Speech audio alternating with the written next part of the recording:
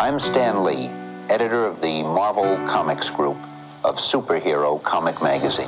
Coke or Pepsi, iPhone or Android, Nike or Adidas, and Marvel or DC.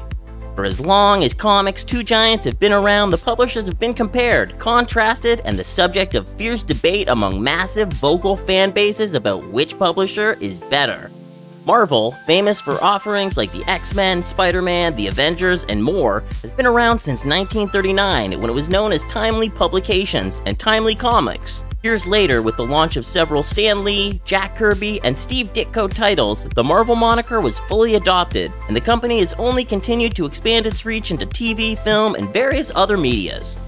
Likewise, DC, aka Detective Comics, first began publishing in 1935 as National Allied Publications, with heroes like Superman, Batman, Wonder Woman, and villains like the Joker counted among their roster. There have been endless variations and interpretations across multiple formats that have enchanted fans for decades.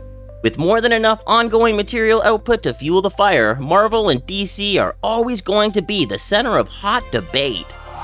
Marvel and DC both began publishing in earnest in the mid to late 30s, with competing titles that emphasized American pride and escapist fables about otherworldly characters who were much more simplified in tone and style than what would happen in later years.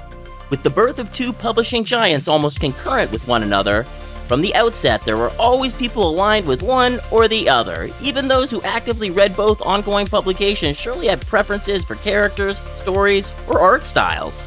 Then there's the matter of considering the order in which audiences discovered each publisher. If a person was raised on the Fleischer Superman cartoons, then they might find themselves naturally drawn to the characters in all its iterations. Likewise, Bruce Timm's Batman, the animated series, holds a special place in the heart of 90s kids, making for plenty of lifelong fans. Across the decades of influence, both Marvel and DC have typically had multiple characters who bore likenesses to one another. Whether some characters were directly ripped from the other is a matter of legal teams and savvy readers, but the fact remains that the similarities are more than uncanny.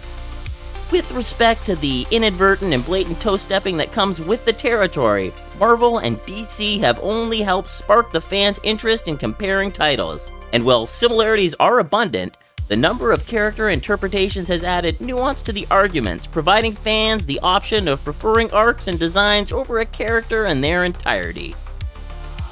With consideration for aesthetic preferences, many fans have gravitated to various artists over the years.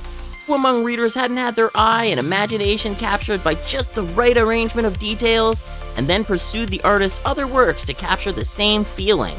With ample opportunity for awe-inspiring panels and action-packed configurations, individual artists deserve their own fans and a portion of the credit for how these characters live in our minds. Joe Simon and Jack Kirby were definitely onto something when they depicted Captain America punching Hitler square on the jaw in Captain America Comics #1 in 1941.